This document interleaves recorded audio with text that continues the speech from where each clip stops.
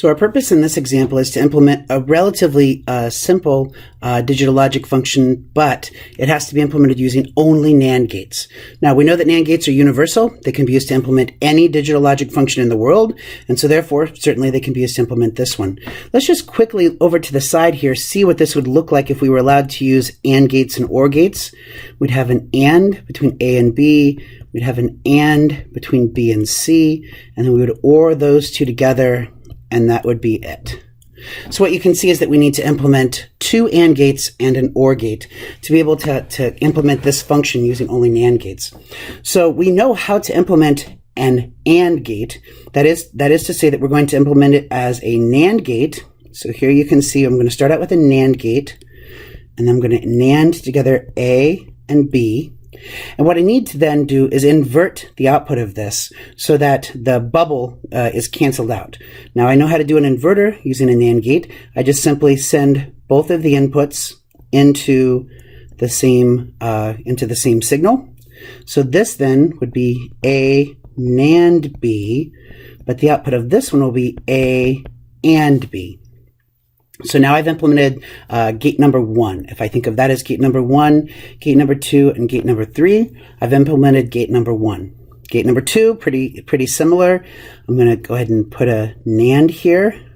I'm NANDing B with C. So here I get B NANDed with C. Then I'm going to invert that.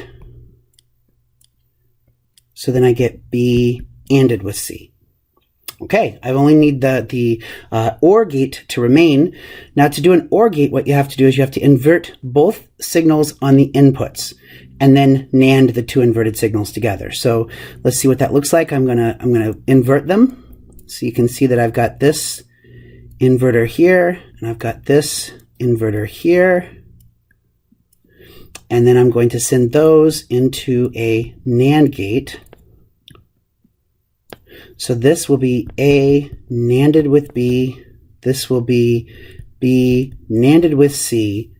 And then if I've done my work correctly, this should be A NANDed with B. And that is then NANDed with B NANDed with C. And so it looks like that. Now what I can do then is I can say, okay, this is going to be, I'm going to use De Morgan's theorem to break the full overbar into two halves. So I'm going to have A NAND B. I have to change the nature of the operator to an OR. This becomes B NAND C, and I can break the large overbar into two smaller overbars. So this is equal to this, and this then is equal to A and B, or B and C.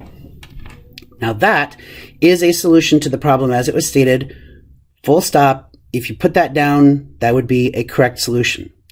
But you're very clever, and you may have noticed as we were doing this that here I've actually got two inverters in a row.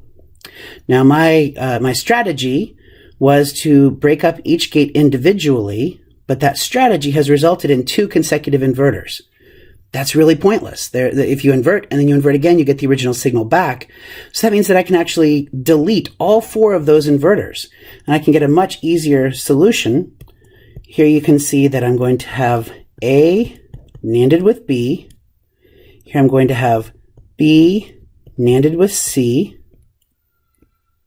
And then I'm going to NAND those two together.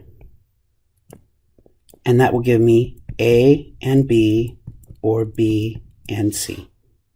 So this is the best answer. But of course, the answer that we derived in the first place was the way in which we were able to derive the better answer. So it kind of needed to be done in two steps.